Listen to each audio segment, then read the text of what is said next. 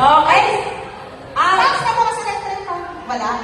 Ay ma'am, wala. Hindi po nagbayad ng kuryente si SKR. Opo. Pasensya na po. SKR, ito talaga.